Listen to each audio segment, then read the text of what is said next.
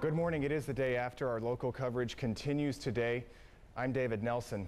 Governor Rowland says Connecticut is safe from the immediate threats of terrorists. That word comes today after, again, the most devastating act of terrorism in American history. We want to go now to the Armory in Hartford, where our Kara Sunland has been live all morning long, and where Governor Rowland is expected to speak a little later on this morning. Kara. Good morning, David. First off, the governor is expected to address the state at noon now, and he'll be briefed, coming here about 10 o'clock to be briefed by all his high-level officials. As for the people who are still glued to the television sets, a lot of people just wanting to know what can they do to help in the day after this disaster. And I'm here with Gene Hunt from the Red Cross, who can talk about a little bit what Connecticut's been doing. The governor has made a plea to donate blood, but there have been so many people going. You hate to say it, but actually they should not run to the blood banks today. That's right. We are asking that they call that 1-800-GIVE-LIFE number and set up an appointment. That's within the Greater Hartford chapter, or call their own chapter. We've extended the hours of the blood mobiles, and we've added some new ones. And that's just because there's so many lines, it's turning into chaos. Right. And we don't want people having to stand in line to give. Now, a lot of people might be wondering, can I go to New York? Can I be part of disaster relief? In fact, that is only for people who have been through disaster relief training. That's right, because otherwise they become part of the problem and not the solution. And we train all of our volunteers. We have already down there our emergency response vehicles from Connecticut with the trained, we call them mass care, the ones that are doing the feeding and so forth.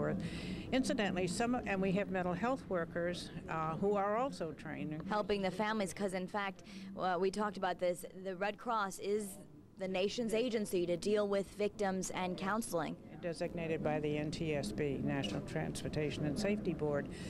And it's not just the victims and the families, it's the workers too. It's a very, very traumatic experience. Any disaster is, but something like this is even more so. We're How many still people working on the Oklahoma bombing. Right, and in fact, that just shows us how long this is going to go on, that this is not something that's over next week at all. How many people are down there from Connecticut, would you estimate? I don't know. They're still recruiting and sending them down. I think we have probably about 6 or 7 in the city with the emergency response vehicles, but the mental health people, I don't know yet. I haven't received a report back on that. They can come in from all over the United States. Right now, it's kind of hard to fly. Right. So that's why we are, in a way, the first line of defense. Gene Hunt from the Red Cross talking about what you can do. Again, if you want to donate blood, call your blood bank before you show up. They're just dealing with too much chaos right now. David? All right, thanks, Kara. We'll check back in with you in just a little bit. Kara Sunland, live at Hartford at the Armory this morning. Again, the governor is expected to address the state at noon today, we're being told. Thank you, Kara. Now, obviously a big question today, transportation. We know that the airports nationwide are still not operational. Metro North is back on regular service today. The few commuters heading into New York this morning said they felt obligated to return just one day after yesterday's attack. We do not have a specific number of how many casualties there are, and may not for a while, but it is expected to be in the thousands. As far as the 4 planes that were hijacked and crashed, we do know one of the victims on board, one of those planes, was a Connecticut man. In a cell phone call to his dad, Peter Hansen described knife-wielding hijackers telling his dad, quote, "Something's wrong with the plane. Oh my God, they just stabbed the airline hostess." A horrible quote there from a Connecticut man on the plane. Shortly after the plane hit, Hansen, his wife, 2-year-old daughter, all among the victims. Hansen's parents still live in Easton. Many people in Connecticut have been turning to religion to help them through this national tragedy. People who gathered at the First Church of Christ in West Hartford yesterday formed a human chain of love, you see there. Meanwhile, Jews at Beth El Temple prayed for peace. It's America. That really, it's too shocking, too near, right? New York, Washington. It's unbelievable to think that this country, this wonderful country, had to suffer such a disaster. We were all so upset at everything that had happened and just really overwhelmed with emotion. And we felt that we just couldn't stand around in silence. There will be a candlelight vigil tonight at Central Connecticut State University at the Vance Academic Center. We'll be back in 30 minutes with more local coverage. Now back to CBS.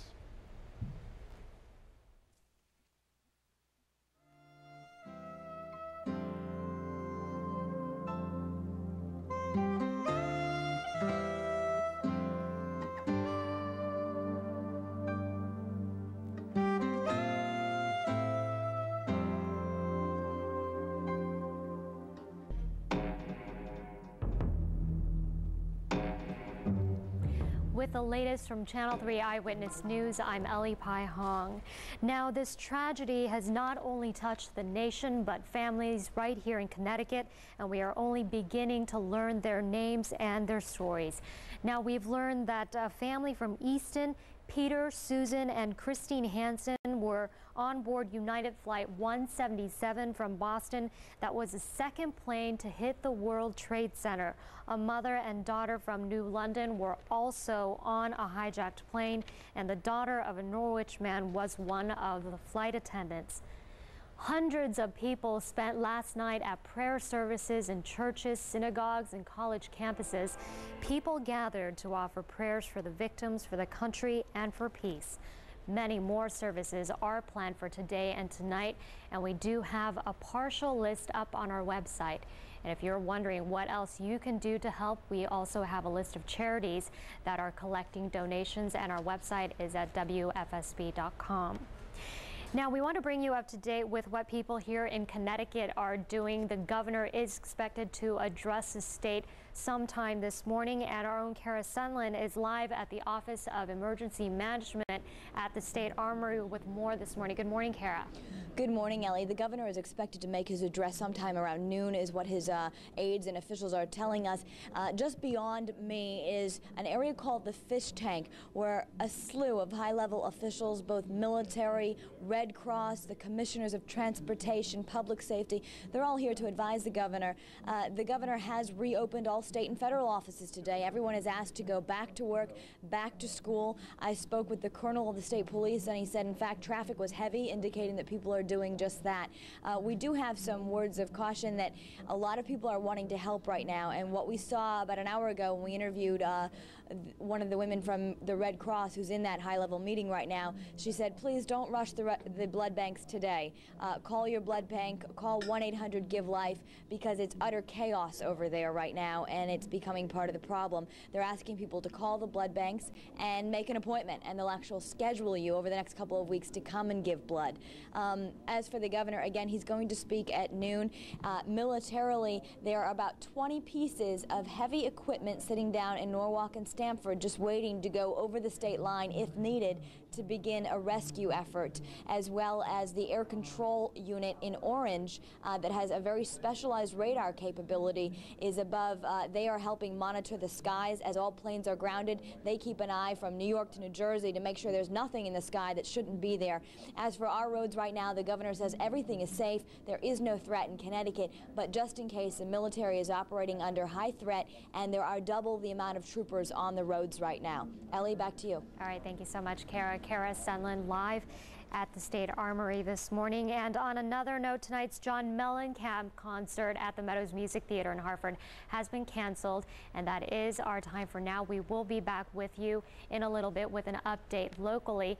We're taking you back now to CBS National for the latest information on this national tragedy.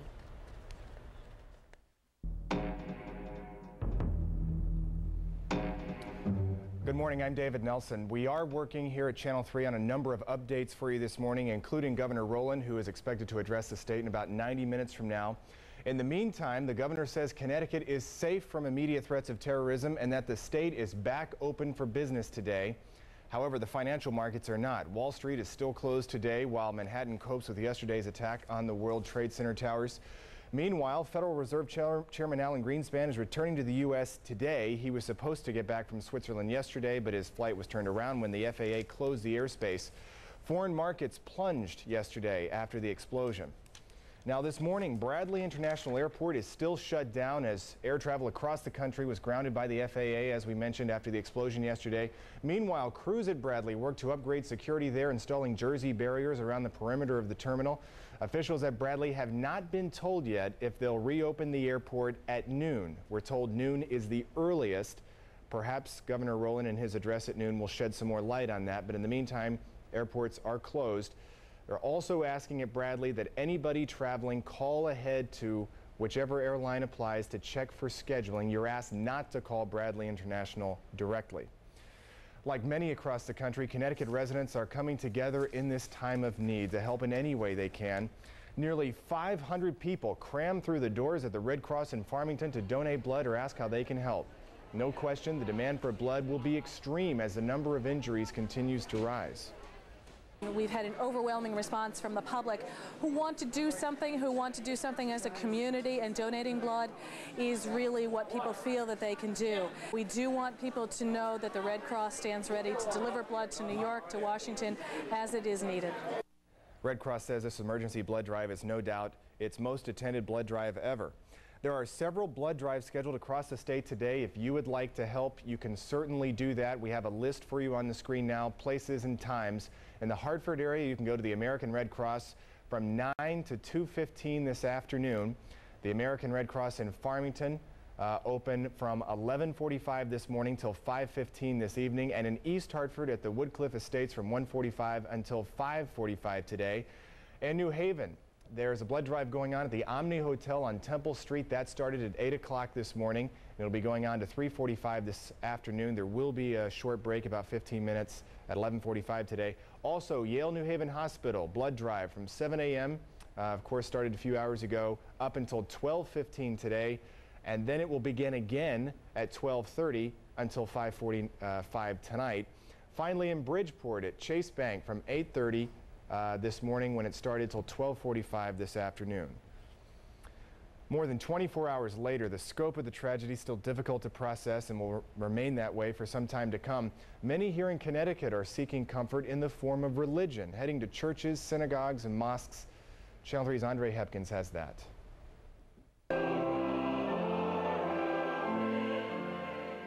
Congregants of the First Church of Christ in West Hartford formed a human chain of love to console each other.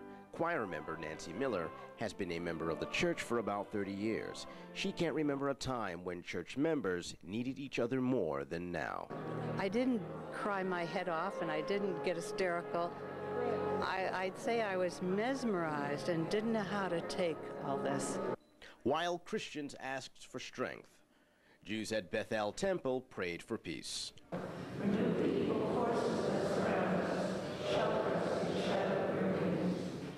Today's acts of terror not only devastated America's symbols of wealth in New York and damaged the nation's center of power in Washington.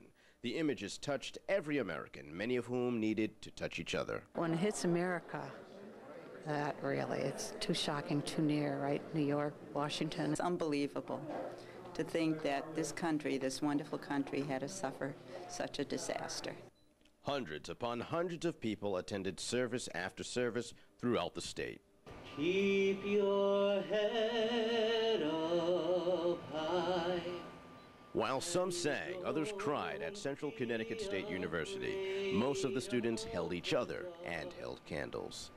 We were all so upset at everything that had happened and just really overwhelmed with emotion. And we felt that we just couldn't stand around in silence. Andre Hepkins, Channel 3 Eyewitness News.